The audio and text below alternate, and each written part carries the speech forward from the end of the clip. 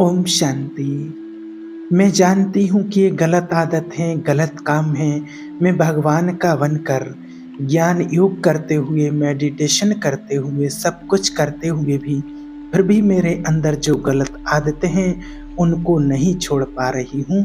क्या करूँ? एक बहन ने प्रश्न किया है कि मैंने भगवान को पहचान लिया, ज्ञान योग, मेडिटेशन सब कुछ करती हूँ।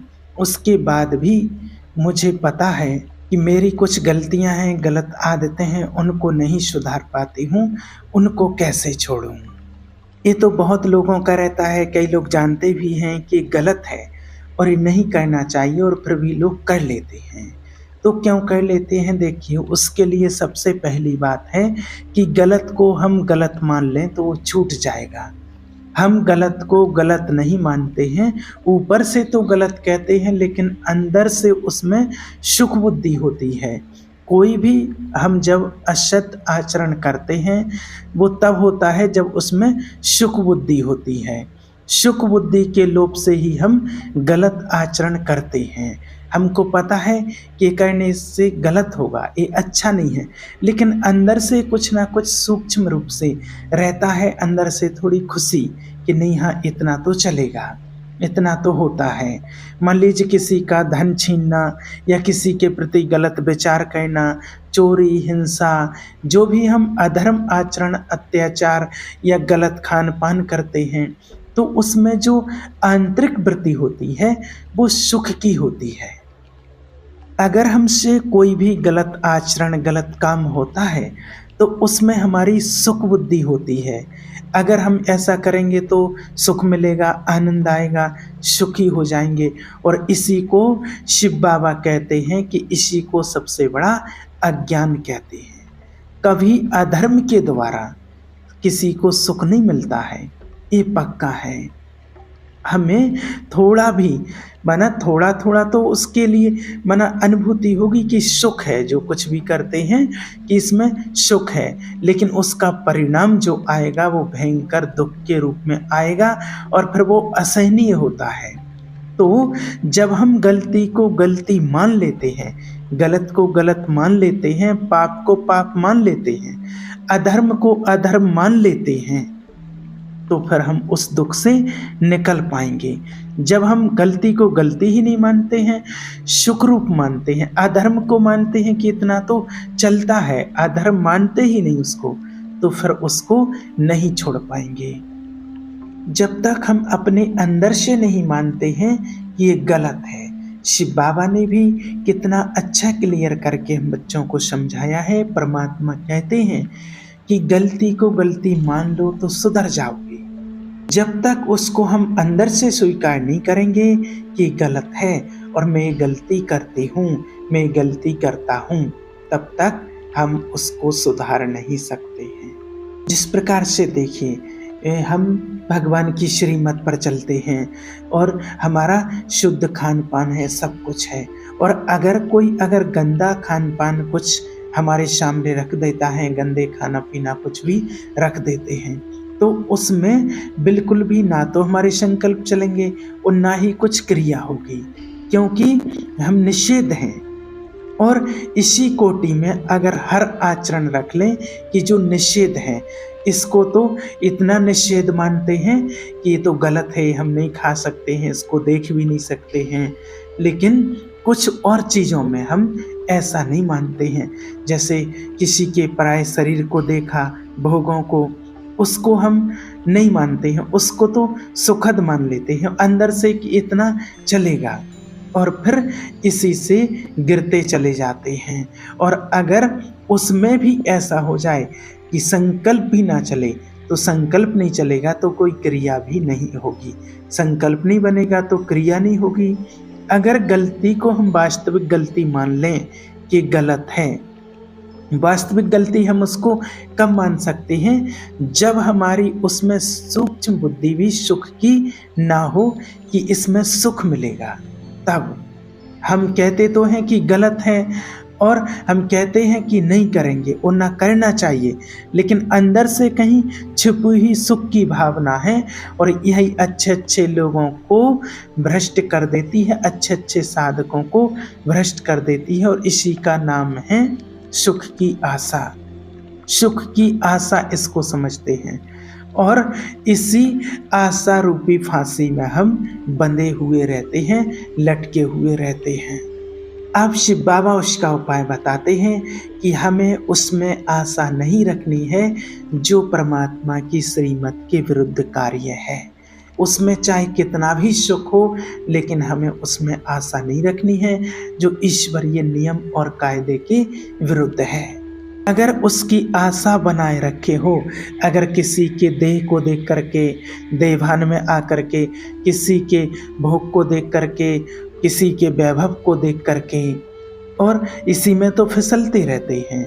अगर हम उस बात को समझें, देवभान में आ जाते और देवभान में आकर के ही हम पाप कर्म करने लग पड़ते हैं। और कोई ऐसे मित्र संबंधी मिल जाते हैं, सहयोगी मिल जाते हैं कि अरे हम तो ऐसा खाते पीते हैं, सब कुछ चलता है, हम तो ऐसा ऐसा आराम करते हैं, अरे तुम कहाँ फंस गए इस ज्ञान में।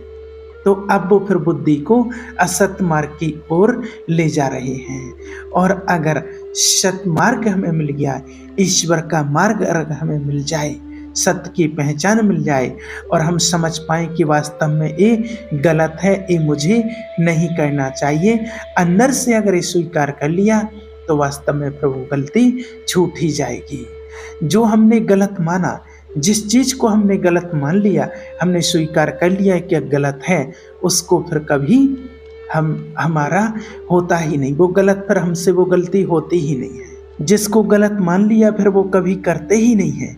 लेकिन जो नेगेटिव बुरे विचार, संकल्प, नेगेटिव संकल्प चलते रहते हैं, वो चलते हैं क्योंकि हम उसको उतना गलत नहीं मान रहे हैं। अब लोग कहते हैं कि बहुत उपाय करते हैं, बहुत कुछ करते हैं, लेकिन छोड़ नहीं पाते हैं। तो परमात्मा ने कहा है कि छोड़ क्यों नहीं पाते हैं, उसका एक ही कारण है कि आप उसमें सुख की महसूसता कर रहे हैं। अंदर से आपको लगता है कि इसमें कहीं ना कहीं सुख है, छिपा हुआ है, इसलिए वो गलती आपसे छूट नहीं रही है, वो आदत आपकी छूट नहीं रही है, वो संस्कार आपका छूट नहीं रहा है, क्योंकि वो संस्कार कड़ा हो गया है, क्योंकि आपने अंदर से कहीं ना कहीं उसको जगह दी है कि इसमें सुख है, इसलिए वो छूटेगा नहीं। देखिए, जिस प्रकार से आपको बहुत अच्छे शुद्ध पकवान बना करके दिए जाएं, बहुत मिष्ठान, अच्छे अच्छे स्वादिष्ट पकवान कोई बना करके सामने रख दिए जाएं, और आपका जो विश्वास पात्र है, बहुत अच्छी तस्मई खीर बना करके आपके सामने रख दी जाए, या कोई भी मिठाई बना करके आपके सामने रख दी जाए, और आपका जो विश्वसनीय है वो आपके कान में धीरे से आकर के कह दे कि इसमें जहर पड़ा हुआ है, तो आप उसको टच भी नहीं करोगे, चखोगे भी नहीं, उसकी तरफ देखोगे नहीं। और जिसने बनाया है वो बढ़िया उसकी महिमा करे, अरे इस खीर में मेवा पड़ा है, मिष्ठान पड़ा है, मिठाई बहुत टेस्टी है, नमकीन बहुत टेस्टी है, ये बहुत अच्छे पकवान हमने आपके लिए बनाए हैं, कुछ भी करता रहे, लेकिन आप चखोगे भी नहीं। तो देखिए, मुझ आत्मा का सबसे प्यारा और विश्वसनीय, मुझ आत्मा का पिता, बंधु, सखा, ईश्वर, वो परमात्मा है, वो शिव बाबा है। उससे बड़ा विश्वसनीय मुझ आत्मा का कोई सगा हो नहीं सकता है। तो परमात्मा कहते हैं कि अगर श्रीमद् के विरुद्ध चलोगे और श्रीमद् के विरुद्ध चल करके अगर कुछ भी करोगे, कुछ भी गलत करोगे, असत्य मार्ग पर चलोगे, अधर्म करोगे, पाप कर्म करोगे, तो आप दुख में फंस जाएंगे। इसमें कभी सुख नहीं मिल सकता, क्योंकि ये दुनिया ही दुखालय है। यहाँ दुख ही दुख है, यहाँ के भोग सुख में कभी बदल नहीं सकते हैं। हम क्यों नहीं मानते हैं? क्योंकि उनकी बात में विश्वास नहीं होता है, और शिव बाबा की जो सदमार्ग की बातें बताई हुई, जो शिव बाबा श्रीमत देते हैं, उसको मानते नहीं हैं और दुनिया के वैभव वस्तुओं में फंसते चले जाते हैं। अभी जो हम कर रहे हैं, अगर परमात्मा उसका दंड नहीं दे रहा, अगर उस कर्म का हमें फल नहीं अभी मिल रहा है, जो अत्याचार कोई भी कर रहा, कोई भी अधर्म कर रहे हैं, तो आप ये मत सोचिए कि वो सब कोई हमें देख नहीं रहा है, वो भूल गए हैं। ये बिल्कुल आप ऐसा ना सोचें।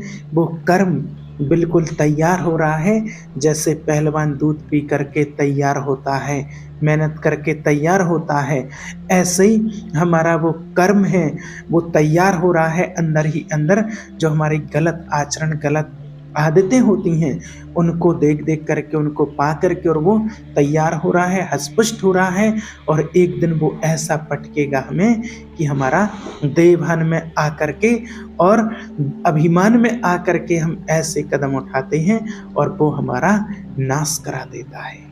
अभिमान से अगर बचना है, गलत मार्ग से बचना है, तो परमात्मा की श्रीमत को अपनाइए।